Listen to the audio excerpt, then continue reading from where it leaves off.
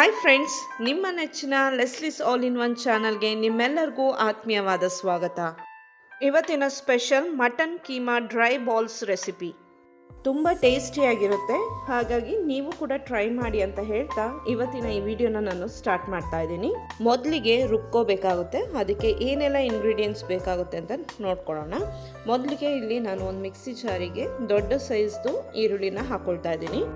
Next ಒಂದು ದೊಡ್ಡ ಹುಳಿ ಟೊಮೆಟೊನ ಹಾಕೊಳ್ತಾ ಇದ್ದೀನಿ. ಹಾಗೆ ಒಂದು ಮುಷ್ಟಿಯಷ್ಟು ಬೆಳ್ಳುಳ್ಳಿ ಕೂಡ ಹಾಕೊಳ್ತಾ ಇದ್ದೀನಿ. ಹಾಗೆ 1 ಇಂಚಷ್ಟು ಶುಂಠಿ ಕೂಡ ಹಾಕೊಳ್ತಾ ಇದ್ದೀನಿ. 1 ಕೈ ಹಿಡಿಯಷ್ಟು ಕೊತ್ತಂಬರಿ ಸೊಪ್ಪನ್ನು ಹಾಕೊಳ್ತಾ ಇದ್ದೀನಿ. ನೆಕ್ಸ್ಟ್ 8ರಿಂದ 10 ಹಸಿಮೆಣಸಿನ್ಕಾಯಿನ ಹಾಕೊಳ್ತಾ ಇದ್ದೀನಿ. ಮೆಣಸು ಖಾರ ಇಲ್ಲ, ನಿಮಗೆ ಖಾರ ಜಾಸ್ತಿ ಬೇಕಂದ್ರೆ ಜಾಸ್ತಿ ಖಾರ ಇರೋವಂಥ ಮೆಣಸಿನ್ಕಾಯಿನ ಹಾಕ್ಕೊಳ್ಳಿ. ಹಾಗೆ 2 ತುಂಡಷ್ಟು ಚಕ್ಕೆನ ಹಾಕ್ಕೊಳ್ತಾ ಇದ್ದೀನಿ. 4-5 ಲವಂಗ ಹಾಗೆ 2 ಏಲಕ್ಕಿ ಕೂಡ ಹಾಕ್ಕೊಳ್ತಾ ಇದ್ದೀನಿ. ಅರ್ಧ ಟೀ ಸ್ಪೂನಷ್ಟು ಅರಿಶಿನ ಪುಡಿನ ಹಾಕ್ಕೊಳ್ತಾ ಇದ್ದೀನಿ. ನೆಕ್ಸ್ಟ್ ಈಗ ಆಚಿ ಮಟನ್ ಮಸಾಲಾನ 1 ಟೇಬಲ್ ಸ್ಪೂನಷ್ಟು ಹಾಕ್ಕೊಳ್ತಾ ಇದ್ದೀನಿ. ತುಂಬ ಚೆನ್ನಾಗಿ ಟೇಸ್ಟ್ ಬರುತ್ತೆ ಆಚಿ ಮಟನ್ ಮಸಾಲದಲ್ಲಿ. ಹಾಗೆ 1 ಟೀ ಸ್ಪೂನಷ್ಟು ಚಿಲ್ಲಿ ಪೌಡರ್ನ ಹಾಕ್ಕೊಳ್ತಾ ಇದ್ದೀನಿ. ನೆಕ್ಸ್ಟ್ ಈಗ 1 ಟೀ ಸ್ಪೂನಷ್ಟು ಕೊರಿಯಂಡರ್ ಪೌಡರ್ ಅಂದರೆ ಧನಿಯಾ ಪುಡಿನ ಹಾಕ್ಕೊಳ್ತಾ ಇದ್ದೀನಿ.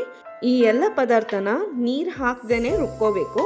ಮಸಾಲಾನ ರುಬ್ಕೊಂಡಿರೋದಾಗಿದೆ. ಈಗ ನೋಡಿ ಇಷ್ಟು ನುಣ್ಣಗೆ ರುಬ್ಕೋಬೇಕಾಗುತ್ತೆ. ನೆಕ್ಸ್ಟ್ ಒಂದು ಮಿಕ್ಸಿ ಜಾರಿಗೆ ಅರ್ಧ ಕೆಜಿಯಷ್ಟು ಮಟನ್ ಕೀಮಾನ ತೊಗೊಂಡಿದ್ದೀನಿ. ಇದು ಸ್ವಲ್ಪವಾಗಿ ರುಬ್ಕೋಬೇಕು. ಕೀಮಾನ ನುಣ್ಣಗೆ ರುಬ್ಕೊಳ್ಳೋದು ಬೇಡ, ತರ್ತರಿಯಾಗೇ ಇರಲಿ. ನೆಕ್ಸ್ಟ್ ಒಂದು ಮಿಕ್ಸಿಂಗ್ ಬೌಲಿಗೆ ಈಗ ರುಬ್ಬಿಟ್ಕೊಂಡಂತಹ ಮಟನ್ ಕೀಮಾನ ಹಾಕ್ಕೊಳ್ತಾ ಇದ್ದೀನಿ. ಇನ್ನೊಂದು ರೌಂಡು ಕೈಮಾನ ರುಬ್ಕೊಂಡಿದ್ದೆ, ಅದನ್ನು ಕೂಡ ಹಾಕ್ಕೊಳ್ತಾ ಇದ್ದೀನಿ. ಈ ಮಟನ್ ಕೀಮಾಗೆ 1 ಟೀ ಸ್ಪೂನಷ್ಟು ಕಸೂರಿ ಮೇಥಿನ ಹಾಕ್ಕೊಳ್ತಾ ಇದ್ದೀನಿ. ಸ್ವಲ್ಪ ಸಣ್ಣಕ್ಕೆ ಹೆಚ್ಕೊಂಡಂತಹ ಕೊತ್ತಂಬರಿ ಸೊಪ್ಪನ್ನ ಹಾಕ್ತಾ ಇದ್ದೀನಿ.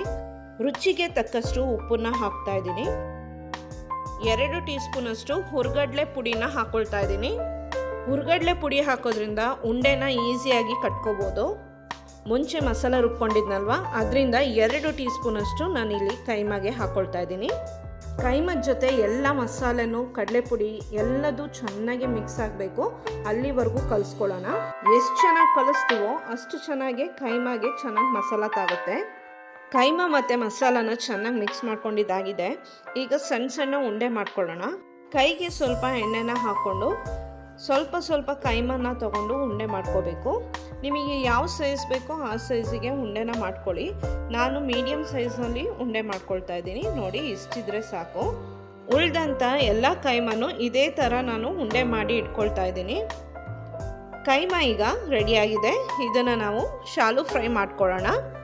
ಕಡಾಯಿಗೆ 2ರಿಂದ 3 ಟೇಬಲ್ ಸ್ಪೂನಷ್ಟು ಅಡುಗೆ ಎಣ್ಣೆನ ಹಾಕ್ತಾ ಇದ್ದೀನಿ. ಎಣ್ಣೆ ಚೆನ್ನಾಗಿ ಬಿಸಿ ಆದಮೇಲೆ ಈ ಉಂಡೆ ಏನು ಮಾಡ್ಕೊಂಡಿದ್ವಲ್ಲ ಮುಂಚೆ, ಅದನ್ನು ಒಂದೊಂದಾಗಿ ಇದರಲ್ಲಿ ಹಾಕ್ಕೊಳ್ಳೋಣ. ಉಂಡೆನ ಶಾಲು ಫ್ರೈನೇ ಮಾಡಬೇಕು ಅಂತ ಏನಿಲ್ಲ, ನೀವು ಡೀಪ್ ಫ್ರೈ ಕೂಡ ಮಾಡ್ಕೋಬೋದು. ಕೀಮಾ ಉಂಡೆ ಚೆನ್ನಾಗಿ ಎಣ್ಣೆಲಿ ಫ್ರೈ ಆಗಬೇಕು, ಗೋಲ್ಡನ್ ಬ್ರೌನ್ ಬರಬೇಕು, ಅಲ್ಲಿವರೆಗೂ ಇದನ್ನು ಹುರ್ಕೋಬೇಕಾಗುತ್ತೆ. ಒಂದು ಸೈಡ್ ಅಟ್ಲೀಸ್ಟ್ ಆಗಿ 5ರಿಂದ 6 ನಿಮಿಷ ಇದನ್ನು ಹುರ್ಕೊಳ್ಳೋಣ. ಅಲ್ಲಿವರೆಗೂ ಕೈಮಾ ಉಂಡೆನ ಟರ್ನ್ ಮಾಡೋಕ್ಕೆ ಹೋಗಬೇಡಿ. 5ರಿಂದ 6 ನಿಮಿಷ ಆಗಿದೆ. ಈಗ ನೋಡೋಣ, ಟರ್ನ್ ಮಾಡ್ತಾ ಇದ್ದೀನಿ ಒಂದೊಂದಾಗಿ. ನಿಧಾನವಾಗಿ ಇದನ್ನು ಟರ್ನ್ ಮಾಡ್ಕೊಳ್ಳಿ.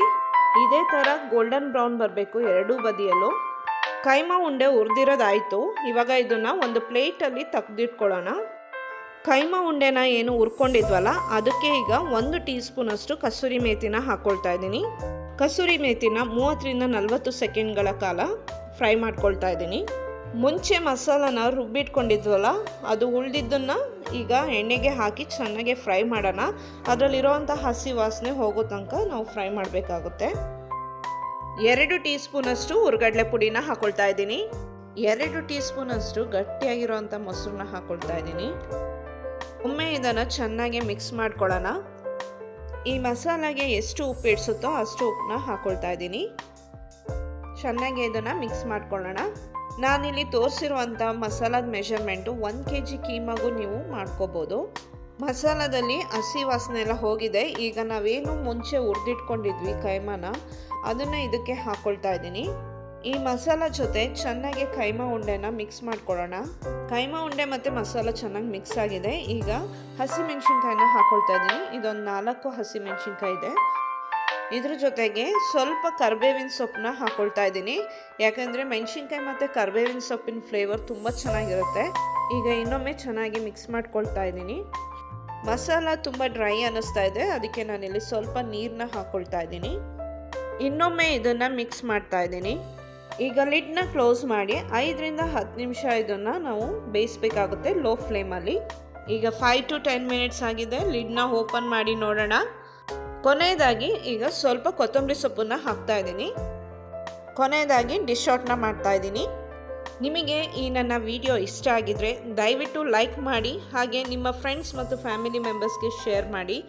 ಯಾರೆಲ್ಲ ನನ್ನ ಚಾನಲ್ನ ಹೊಸದಾಗಿ ನೋಡ್ತಾ ಇದ್ದೀರಾ ದಯವಿಟ್ಟು ಸಬ್ಸ್ಕ್ರೈಬ್ ಮಾಡಿ, ಹಾಗೆ ನಿಮ್ಮ ಫ್ಯಾಮಿಲಿ ಮತ್ತು ಫ್ರೆಂಡ್ಸ್ಗಳಿಗೂ ಶೇರ್ ಮಾಡಿ. Thank you very much.